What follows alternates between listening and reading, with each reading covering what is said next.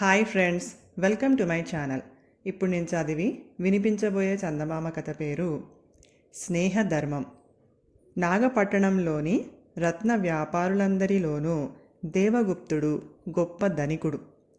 అతడు బాల్యంలో నాగపట్టణ రాజైన విజయశీలుడితో పాటు ఒకే గురుకులంలో విద్యాభ్యాసం చేశాడు. ఆ కారణం వల్ల విజయశీలుడు రాజు అయ్యాక కూడా దేవగుప్తుడు ఆయనతో గాఢమైన స్నేహ సంబంధాలు కలిగి ఉండేవాడు. దేవగుప్తుడికి ఓడవర్తకం ఉన్నది. అతడు తరచూ వర్తకపు పనుల మీద అనేక ప్రాంతాలు తిరిగి వస్తూ ఉండేవాడు. ఒకసారి అతడు ఓడ ప్రయాణం తలపెట్టి బయలుదేరే ముందు రాజును చూడబోయాడు. విజయశీలుడు అతణ్ణి ఎంతో ఆదరపూర్వకంగా పలుకరించి సంగతి తెలుసుకొని, ఈ సముద్ర ప్రయాణాలు ఎంతో శ్రమతో కూడినవి. మనం దాదాపు వృద్ధులం అయిపోయినట్టే. ఈ పనుల భారం నీ కొడుకు మీద పెట్టి నువ్వు ఎందుకు విశ్రాంతి తీసుకోకూడదు అని అడిగాడు.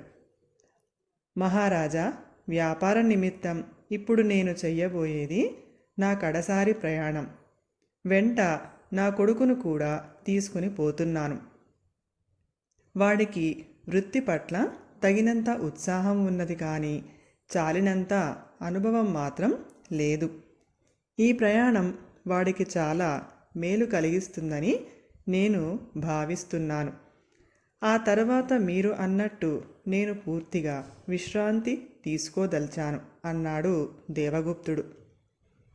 అతడు రాజు దగ్గర సెలవు తీసుకొని కొడుకుతో పాటు ఓడలో ప్రయాణించి అనేక దీవుల్లో లాభసాటిగా వస్తువుల కొనుగోలు అమ్మకాలు చేసి సంవత్సరం తర్వాత నగరానికి తిరిగి వచ్చాడు.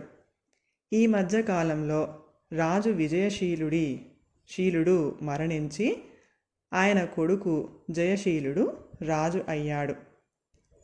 దేవగుప్తుడు తన బాల్యమిత్రుడైన రాజు మరణానికి చాలా విచారించాడు. కొత్త రాజైన జయశీలుడి పాలనలో వచ్చిన మార్పులు గ్రహించటానికి ఆయనకు ఎంతో కాలం పట్టలేదు. రాజకుటుంబానికి ఆప్తుడు గనక దేవగుప్తుడు కొత్త రాజును చూడబోయాడు.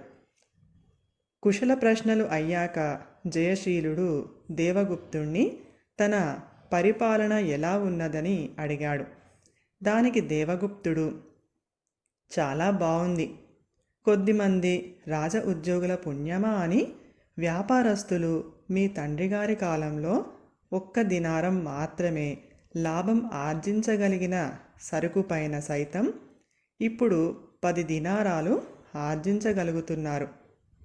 రక్షక భటులకు ఆ కాలంలో నేరస్తులు మాత్రమే భయపడేవాళ్ళు. ఇప్పుడు పౌరులు అందరూ వాళ్ళంటే భయకంపితులు అవుతున్నారు. ఇక ఆనాడు దైవ దర్శనానికే ముడుపు చెల్లించి మా పిసినారితనాన్ని చాటుకున్నాం. కానీ నేడు రాజుకు దైవానికి తేడా లేదని ప్రజలను నమ్మించటంలో మీ ద్వారపాలకులు విజయం సాధించారు అన్నాడు.